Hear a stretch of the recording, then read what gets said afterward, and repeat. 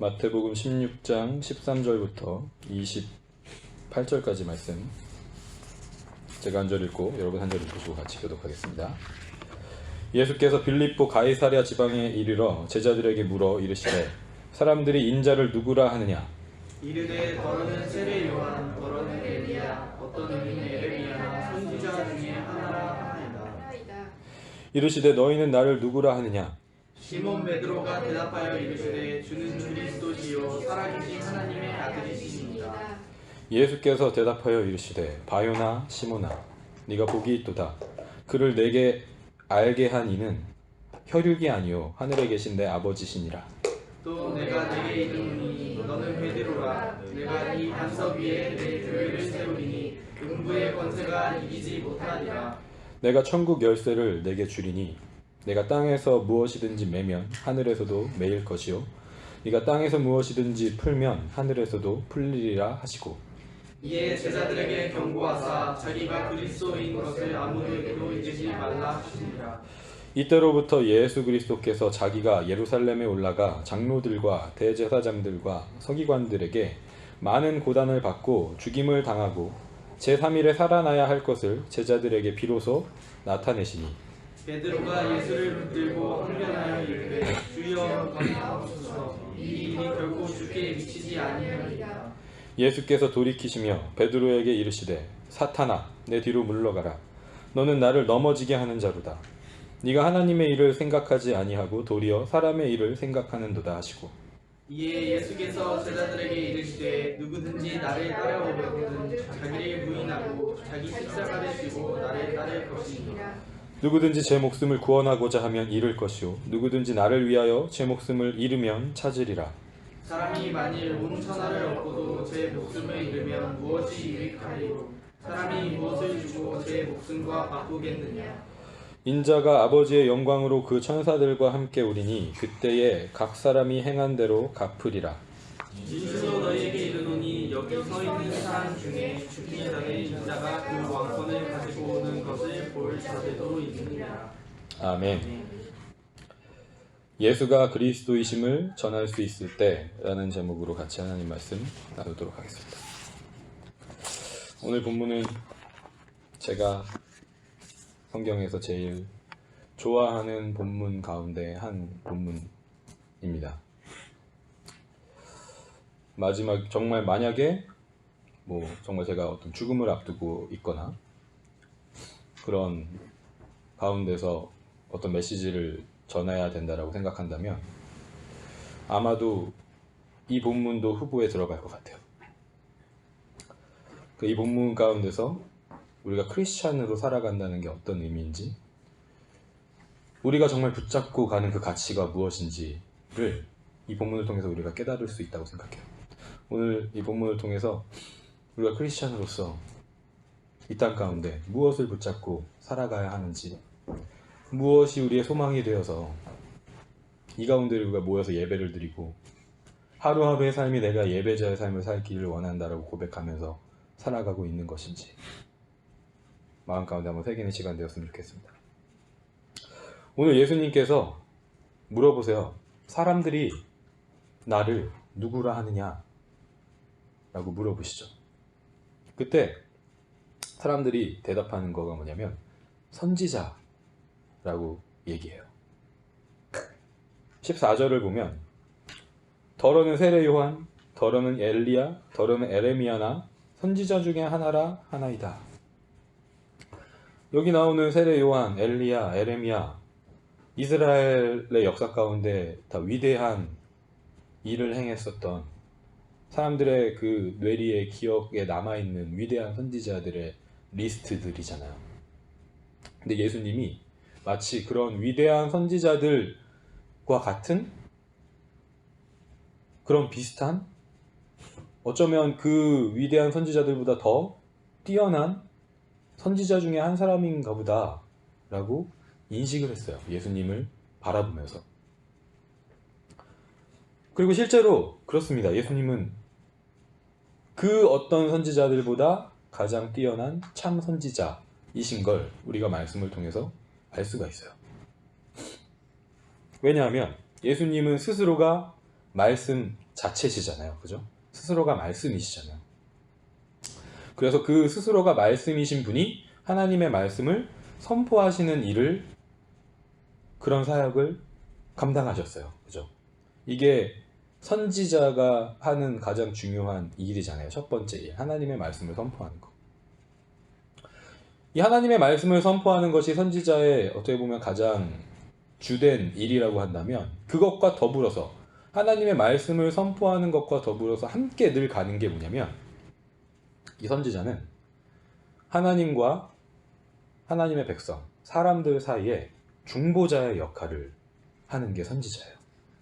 그냥 말씀만 전하는 게 아니라 그냥 수동적으로 메시지만 딱 전하는 그런 메신저가 아니라 그 메시지를 자기의 삶으로 살아내면서 하나님과 멀어져 있는 그 사람들과의 사이에서 중보자의 역할을 하는 거예요.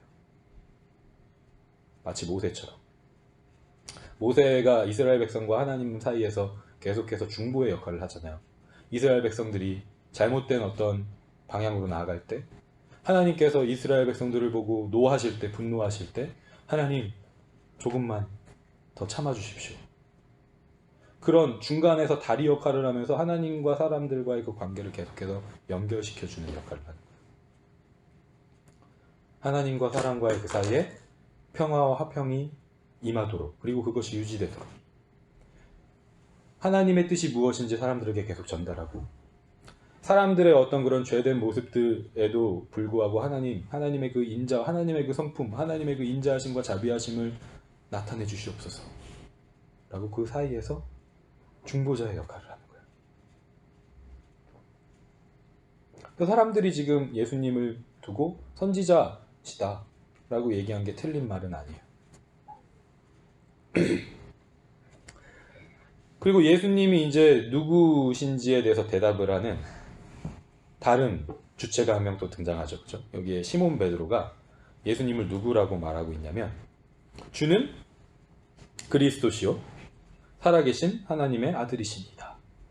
그러니까 이 시몬 베드로는 예수님을 그리스도, 하나님의 아들이라고 고백을 했어요. 여기서 베드로가 이해하고 있는 그리스도라는 그 단어의 뜻은 무엇이냐 하면 왕, 황제예요. 왜 그러냐면 실제로 이 로마 시대 당시에 로마 황제를 메시아적인 인물, 그리스도적인 인물로 표현했고, 여기 나오는 하나님의 아들이라는 칭호가 로마 황제를 지칭하는 칭호로도 쓰였었어요. 그러니까 로마의 가장 큰 신은 제우스잖아요. 그죠? 그러니까 제우스의 아들이 로마 황제다 라고 사람들에게 선전하고, 그렇게 위대한 존재다.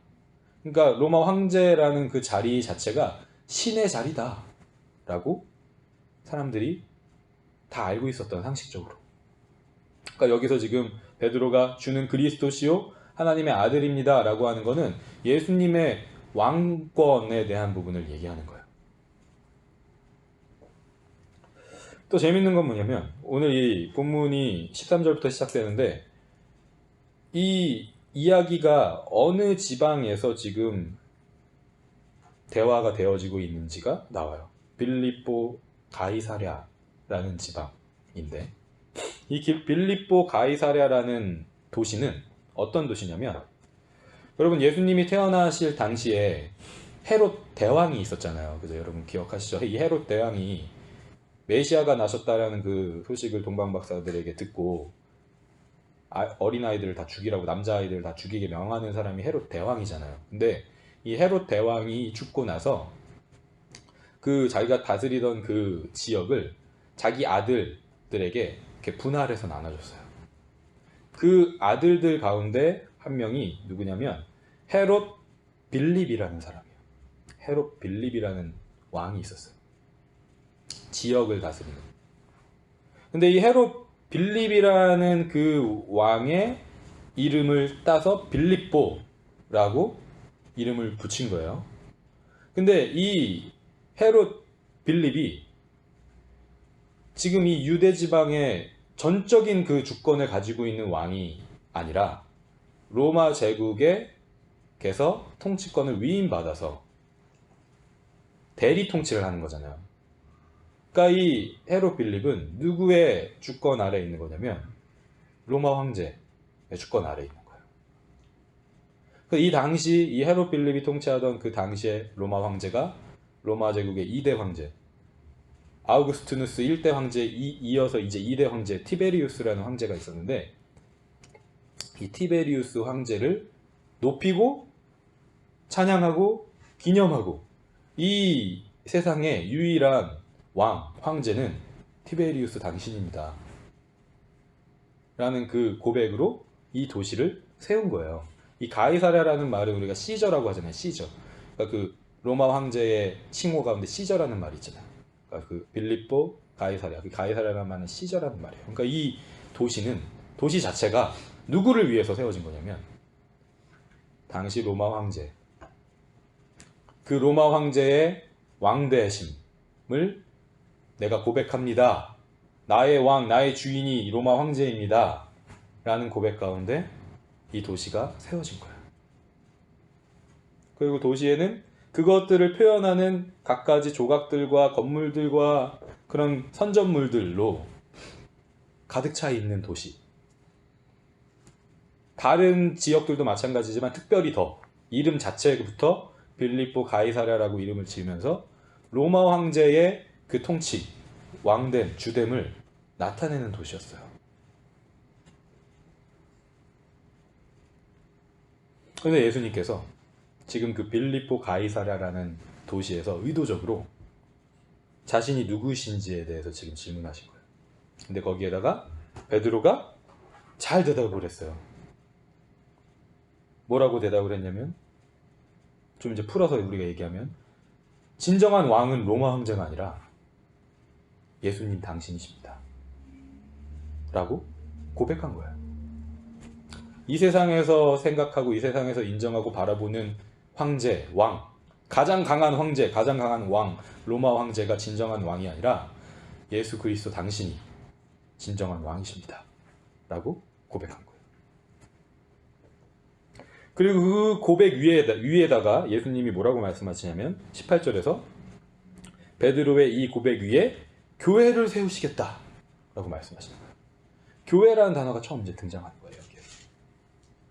근데 이제 재밌는 건 뭐냐면, 이 베드로의 고백 위에 교회를 세우시겠다고 하는데 이제 18절을 보면, 내가 내게 이르노니 너는 베드로라.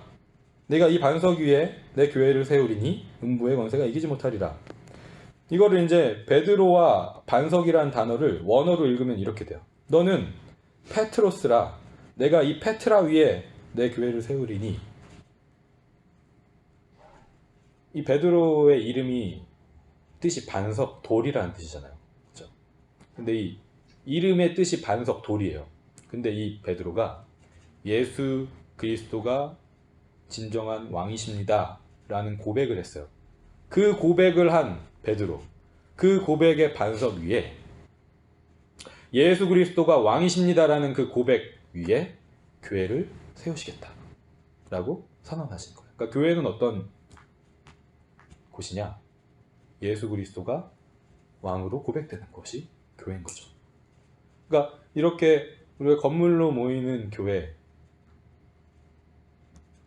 교회지만 그 구성원들이 예수 그리스도가 나의 왕이시다, 이 교회의 왕이시다, 주인이시다 라는 고백으로 모인 곳이 교회인 거예요.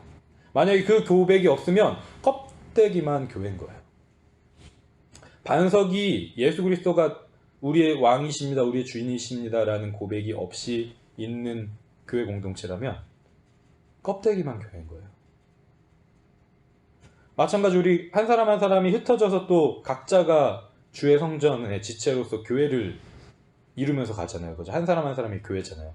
그 한 사람 한 사람의, 저와 여러분의 그 한 사람 한 사람의 고백 가운데 예수 그리스도가 나의 왕이시고 주인이십니다 라고 고백하는 그 고백이 있으면 그 사람은 교회인 거예요. 하나님의 나라의 통치함 안에 있는 존재가 되는 거예요. 그러니까 결국은 교회는 하나님의 나라죠. 예수 그리스도가 왕으로 통치하는 곳.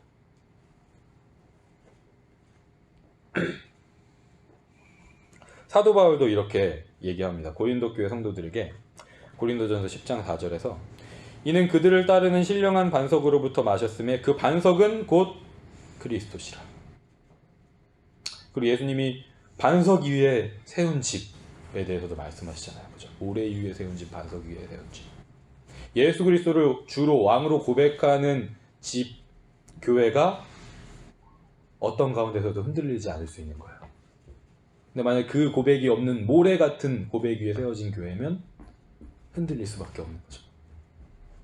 그런데 오늘 이제 말씀의 제목과도 이제 연결되는 질문인데 한 가지 흥미로운 점이 있어요. 20절을 보면 이에 제자들에게 경고하사 자기가 그리스도인 것을 아무에게도 이르지 말라 하시니라. 지금 베드로가 주는 그리스도시 하나님의 아들입니다. 그래서 그 고백 위에 예수 그리스도가 왕이십니다라는 그 고백 위에 교회를 세우시겠다라고 말씀을 하셨잖아요. 그런데 정작 20절에서 제자들한테 내가 그리스도인 걸 아무한테도 말하지 말아라. 말씀하시는 거예요. 마치 우리가 마가복음 1장을 나갈 때도 어떤 병고침을 받은 사람들에게, 그죠? 그리고 귀신들에게 나에 대해서 전하지 말아라라고 말씀하시는 것과 그 문맥이 일치하는 거예요. 제자들에게 너무 중요한 고백임에도 불구하고 교회를 세우는 가장 중요한 고백임에도 불구하고 예수가 그리스도인 것을, 예수가 왕이신 것을 말하지 말라고 하시는 거예요. 왜 그러실까? 그 이제 이어지는 21절부터의 내용에서 우리가 그 이유를 발견할 수가 있습니다. 제자들에게 자신이 그리스도인 것을 아무에게도 말하지 말라고 하신 직후에 21절에 예수님께서 처음으로 예수님 자신이 고난받으실 거고 십자가에 달려 죽으실 거고 3일 만에 부활하실 거에 대해서 처음 말씀하시는 거예요. 계시하시는 거예요. 그랬더니 방금 전까지 예수님의 칭찬을 받았던 베드로가 예수님은 그리스도십니다. 예수님 왕이십니다. 라고 고백해서 그 고백 위에 교회를 세우겠다. 너무 이렇게 이상적인 그림으로 예수님과의 베드로와의 관계가 역시 베드로 수제자야 라고 우리가 생각할 만한 그런 장면에서 이 21절에 예수님이 말씀하신 그 얘기를 듣고 베드로가 예수님께 항변해요. 예수님, 결코 예수님에게 그런 일은 일어나지 않을 겁니다. 라고 예수님의 말에 정면 대항하는 거예요. 여기서 우리가 항변이라고 하는 말은 어떤 뉘앙스가 있는 거냐면 비난, 꾸짖음 이런 뉘앙스가 있는 거예요. 그러니까 스승한테 제자가 스승의 그 말에 비난하고 꾸짖는 투로 항변한 거예요. 있을 수 없는 일이잖아요. 그렇죠? 특별히 우리 한국적인 정서에서 있을 수 없는 일이잖아요. 그죠? 근데 베드로가 왜 그랬을까? 베드로에게 있어서 베드로가 고백한 그 그리스도, 예수는 그리스도시고 예수는 왕이십니다 라고 한 그 고백 가운데서 그 고백으로 자신이 생각해 봤을 때는 예수님이 고난을 받고 십자가에서 처형을 당하신다라는 건 말도 안 되고 이해가 안 되는 거예요. 왜냐하면 예수님은 왕이시고 예수님은 가장 뛰어난 능력을 가진 권력자인데 왜 예수님이 고난을 받아야 되고 왜 예수님이 십자가에 달려 죽으셔야 되는가? 이해가 안 되는 거죠. 이 십자가 처형이라는 거는 특별히 로마 제국의 여러 가지 그 처형의 방법들, 형벌의 방법들이 있었는데 그 가운데서도 가장 잔인하고 가장 고통스럽고, 그러니까 잔인하고 고통스러운 거는 그냥 기본이고 그와 더불어서 가장 수치스럽고 모욕적인 형벌이었어요. 가장 그냥 우리가 어떤 좀 이렇게 귀족 같은 사람들이 이제 사형을 당할 때는 어떤 독사를 당하거나, 그죠? 아니면 짧게 끝나잖아요. 참수를 한다거나. 그러니까 그런 것들은 그래도 그 범죄자로 이제 이 사형수를 어느 정도는 좀 배려해주고, 물론 이게 배려라는 말이 좀 웃기지만, 그죠? 죽이는 건데, 그래도 좀 존중해주는 그런 차원에서 고통을 짧게 끝내주는 거예요. 그리고 독사를 통해서 몸에 어떤 그 몸이 상하지 않는, 외형적으로 몸이 상하지 않는 어떤 그런 모습으로 장례를 그래도 치를 때 명예스럽게 할 수 있도록, 그런 어떤 의미에서 그런 형벌들을 할 때가 있잖아요. 그런데 이 십자가 처형은 절대 짧게 끝나는 게 아니잖아요. 그죠? 십자가에 달기 전까지 죽도록 채찍질을 해요. 그리고 그 고통을 다 감내하고 하면서 자기가 달릴 십자가를 직접 메고 가요. 죽으러 가는데 그냥 죽으면 끝나는 건데 그 죽기까지의 그 고통을 다 당하면서 가요. 그리고 십자가에 달려서 못에 박혀서 모든 그 피와 모든 짐과 물과 이런 것들이 다 빠질 때까지 계속 달려있는 거예요. 그것도 발겨 벗긴 채로. 일부러 그걸 사람들이 가장 잘 볼 수 있는 곳에 두는 거예요. 봐라, 로마 제국에 대항하면 이렇게 됐다. 로마 제국의 힘이 이렇게 강하다 라는 걸 사람들에게 계속 주지시키는 거죠. 세뇌시키는 거예요. 아, 우리가 절대 로마 제국에 대항하면 안 되겠다. 아, 내가 저렇게 되면 안 되겠다. 그래서 이 십자가 처형은 절대 로마 시민권자들에게는 집행하지 않았다고 그래요. 왜냐하면 스스로가 로마 제국이 로마 시민권자에게 이걸 행한다는 건 스스로를 욕보이는 거잖아요. 로마 시민권자가 아닌 사람들에게 집행됐었던 형벌인 거예요. 베드로는 이 십자가 처형이 어떤 건지 알잖아요.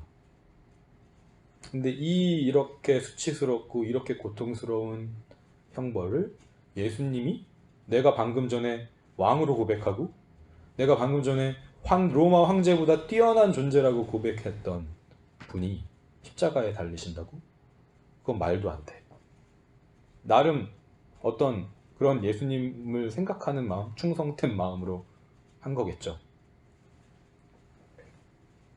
베드로가 생각한 예수님은 어떤 존재였냐면, 예수님을 나의 그리스도, 나의 주, 나의 왕, 진정한 왕이라고 고백한 그 고백에 담겨 있었던 베드로의 이해는 뭐냐면, 이스라엘 민족을 과거에 찬란했었던 다윗 왕의 그 부흥, 그 역사를 회복시켜줄 정치적인 메시아, 정치적인 그리스도, 우리가 당하고 있는 로마 제국의 통치하에서 지금 당하고 있는 모든 수치들을 말끔하게 해소시켜줄, 그 로마 제국보다 더 강한 제국을 건설할 황제, 왕으로 오신 분이라고 베드로를 포함한 나머지 제자들, 예수님을 따르는 존재들이, 사람들이 그렇게 예수님을 생각한 거예요.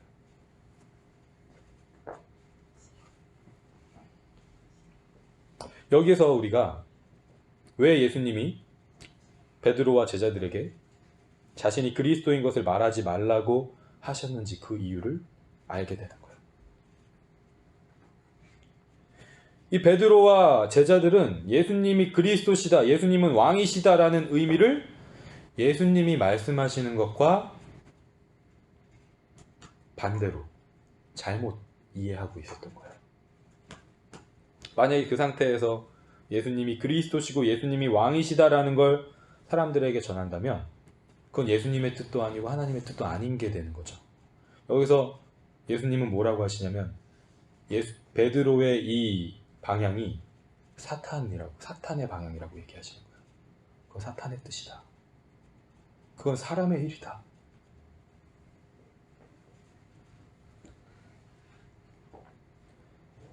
예수님께서 내가 그리스도다, 내가 왕이다 라고 말씀하시는 것의 의미는 그럼 무엇인가?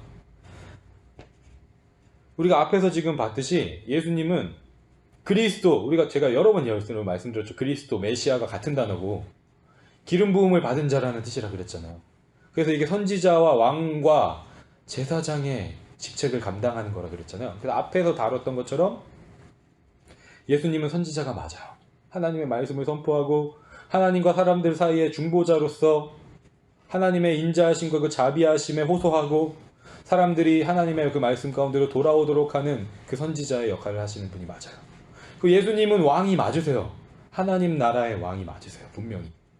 그 모든 통치자들 위에 계시는 만왕의 왕, 만주의 주가 되시는 분이 맞으세요. 그런데 동시에 예수님은 누구시냐면 제사장이시라는 거예요.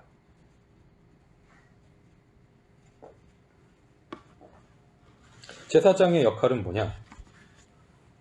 하나님께 제물을 바쳐서 제사를 드림으로 백성들의 죄를 대속하는 일이 제사장이 하는 일의 핵심이야. 제사를 드리는 장이잖아요. 그죠? 근데 그 제사의 목적이 뭐냐? 죄를 대속하는 것, 죄를 씻는 것, 죄사함을 선포하는 것. 근데 예수님께서 그 역사 가운데 있었던 많은 제사장들, 대제사장들이 해왔었던 그 일에 마침표를 찍는 최종적인 대제사장이시라는 거예요. 왜냐하면 이전에 있었던 제사장들이 할 수 없었던 일을 예수님이 하세요. 그게 뭐냐면 자기 스스로가 어린 양이 돼서 자기 스스로가 제물이 돼서 그걸로 하나님 앞에 제사 드린 거예요. 그걸 통해서 모든 인류의 죄를 대속하시고 우리를 영원한 사망에서 영원한 생명으로 옮기신 분이라는 거죠. 이전의 대제사장들, 제사장들의 그 일들은 계속해서 반복해야 되는 일이었어요. 매일마다, 절기마다, 어떤 때때마다 계속해서 해야 하는 일이었어요. 그런데 이제 예수님이 그 모든 제사의 마침표를 찍으신 거예요. 십자가에서 어린 양이 되셔서 자기 스스로를 하나님 앞에 바치심으로 말미암아 모든 과거와 현재와 미래의 모든 인류의 죄를 대속하신 일을 하신 거예요. 그래서 예수님은 고난을 받으셔야 했고 십자가에 달려 죽으셔야 했던 거거든요.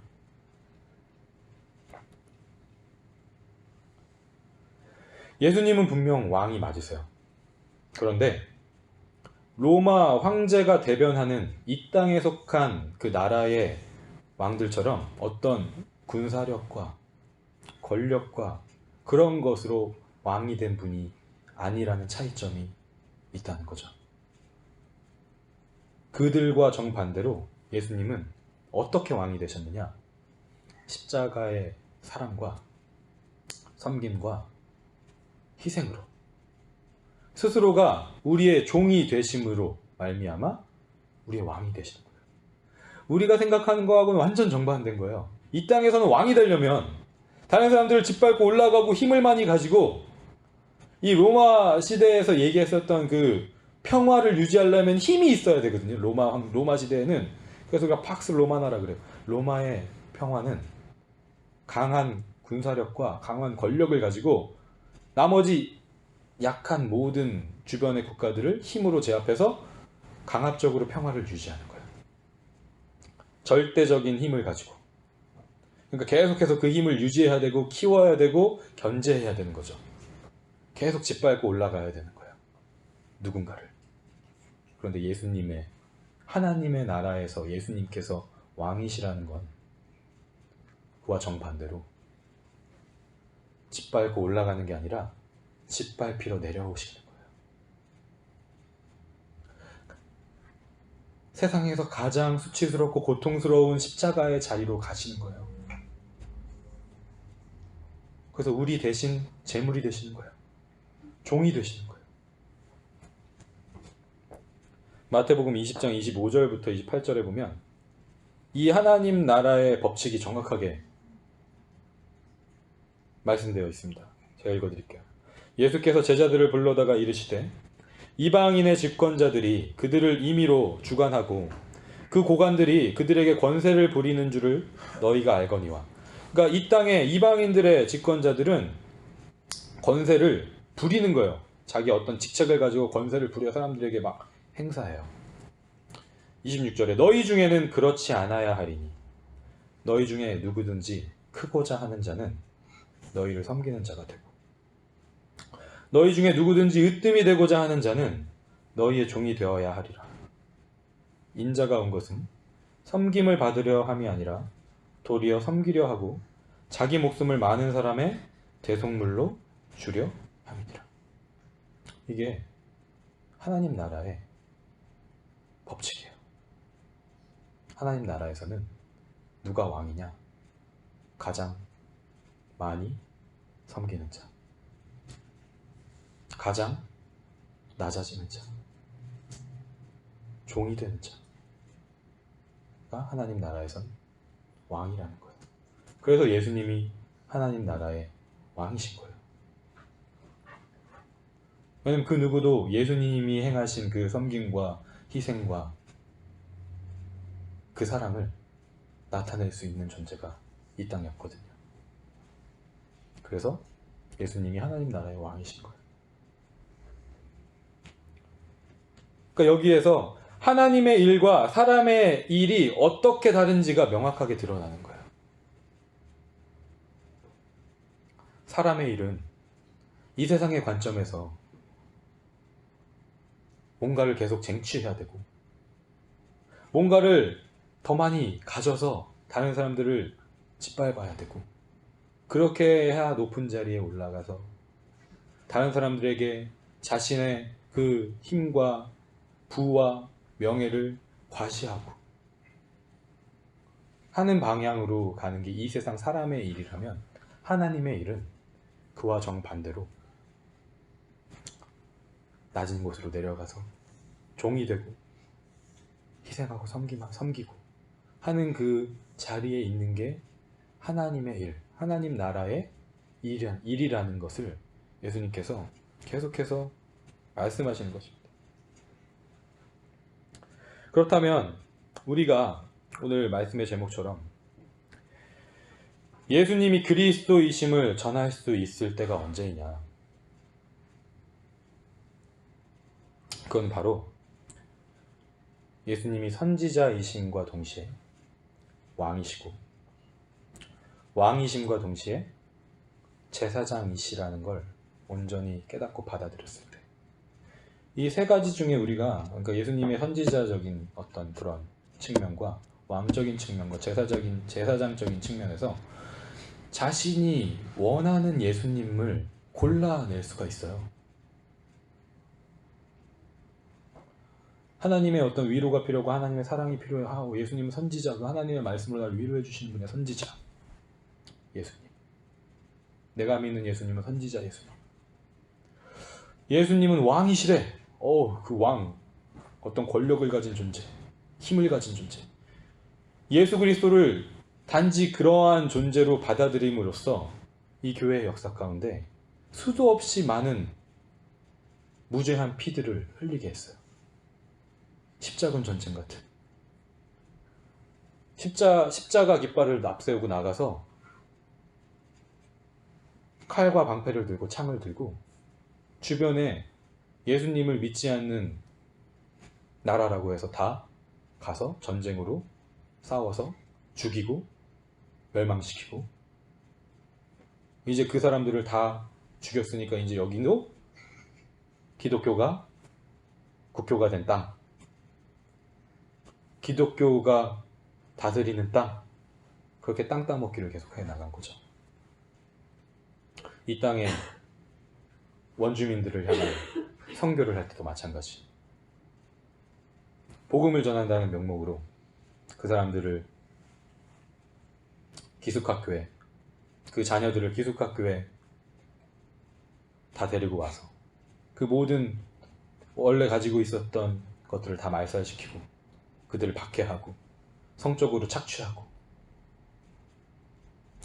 예수 그리스도가 왕이야, 예수 그리스도가 가장 강해 라는 그 왕적인 측면만 쏙 빼서 자기의 목적을 이루기 위한 예수님으로 삼은 거예요.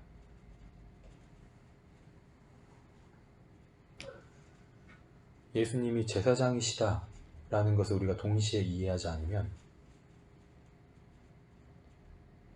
우리는 내가 하나님을 잘 믿고 있는 것처럼, 내가 하나님의 일을 하고 있는 것처럼 착각할 수 있다는 거예요.